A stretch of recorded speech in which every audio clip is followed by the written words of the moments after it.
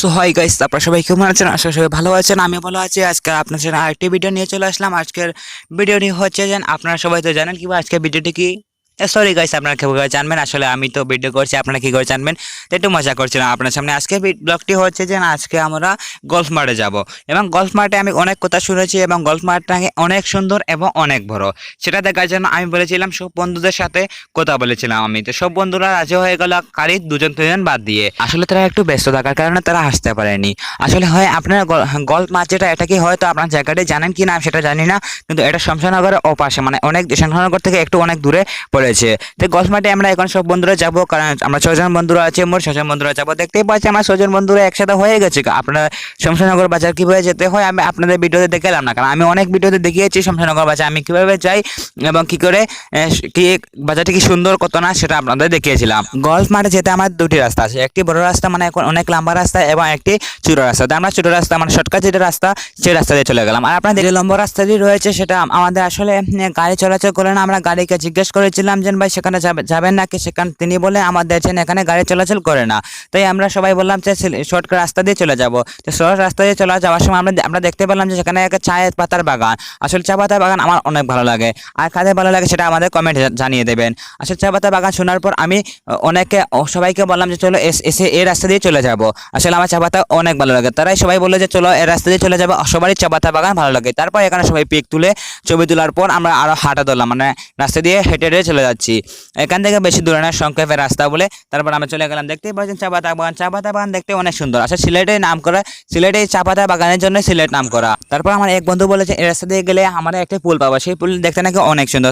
তারপর সবাই বলেছেন চলো এই রাস্তায় সকাল দ্রুত চলা যায়, কারণ এই পুলটা দেখার জন্য সবাই আগ্রহী, আর গলফ মাঠ দেখার জন্য সবাই আগ্রহী, কারণ সবাই কেউ গলফ মাঠ দেখেনি, কারণ একজন বন্ধু দেখেছে সেই গলফ মাঠ। তারপর দেখতে পাই সবাই গরমে বেহাল, মানে এই দিন এত গরম দিয়েছে যে এত গরম যে সবাই বেহাল হয়ে পড়েছে।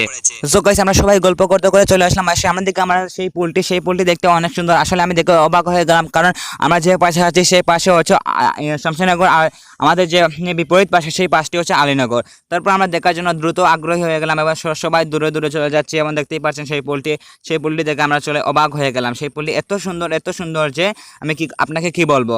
তো তারপর দেখতে পাচ্ছি আমরা এখন পুলের উপরে চলে যাবো। পুলের উপরে গিয়ে আপনাদের দেখাবো সরাসরি যে পুলটি কী দিয়ে তৈরি হয়েছে, তো পুলটি কি সুন্দর সেটা আজকে আপনাদের দেখাবো। তারপর দেখতে পাচ্ছেন পুলে একবারে কাছাকাছি চলে এসেছে, এবং পুলের উপরে দেখতে পাচ্ছেন আমি উঠে গেছি, এবং দেখতেই পাচ্ছেন পুলটি কী দিয়ে, তক্তা দিয়ে তৈরি হয়েছে পুলটি। তো পুলটি আসলে এত সুন্দর যে আমি আপনাদের কী দিয়ে বুঝাবো আমি বুঝতে পারছি না। পুলটি যদি ভালো লাগে থাকে তাহলে অবশ্যই একটা লাইক কমেন্ট শেয়ার যদি সাবস্ক্রাইব করেন পুলটি যদি ভালো লাগে। তারপর দেখতে পাচ্ছেন এই জায়গাটি হচ্ছে বর্তমান যেখানে আছে সেটা হচ্ছে আলীনগর, এবং এখান দিয়ে আমরা চলে যাব যে গলফ মাঠটি।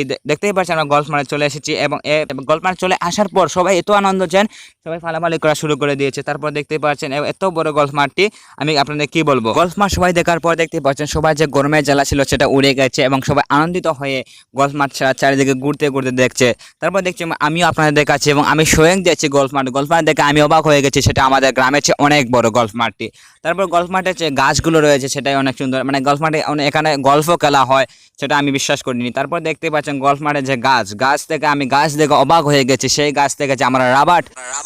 তারপর দেখতে পাচ্ছেন আপনারা স্বয়ং দেখতে পাচ্ছেন যে এখান থেকে রাবার কীভাবে বের করা হয়, একেবারে গাছ থেকে ক্রস বের করে রাবার বের করা হয়। আমি তো প্রথমে বিশ্বাস করেছিলাম মানে গাছ থেকে ক্রস বের করে রাবার বের করা হয়, তারপর আমি স্বয়ং দেখার পর আমি বিশ্বাস করতে পারছি। তারপর দেখতে পাচ্ছি সবাই এখানে ছায়াতে এসে বসে গেছে, গাছের ছায়াতে, অনেক রোদে অনেকের বেহাল, গরমে অনেকে বেহাল হয়ে পড়েছে। তারপর আমরা কিছুক্ষণ এখানে গল্প গুজব বা আনন্দ বা এনজয় করার পর আমরা চলে যাবো আমাদের চাষির বাড়িতে। তারপর দেখতে পাচ্ছেন আমি এখানে গল্প মাঠ ঘুরে দেখছি, এবং অনেক সুন্দর লাগছে আমার কাছে। তারপর এখানে সবাই ঘুমিয়ে পড়েছে, কারণ গরমের ঝালে এখানে অনেক ঠান্ডা আবহাওয়া বয়েছে। তারপর দেখতে পাচ্ছেন এখন আমরা চলে যাচ্ছি। আপনারা আরেকটি কথা আমি বলি যে এই ভিডিও যদি ভালো লাগে থাকে লাইক কমেন্ট শেয়ার এবং সাবস্ক্রাইব করবেন, সেটা কিন্তু আমরা ভুলবেনই না। ধন্যবাদ আপনাদের সবাই।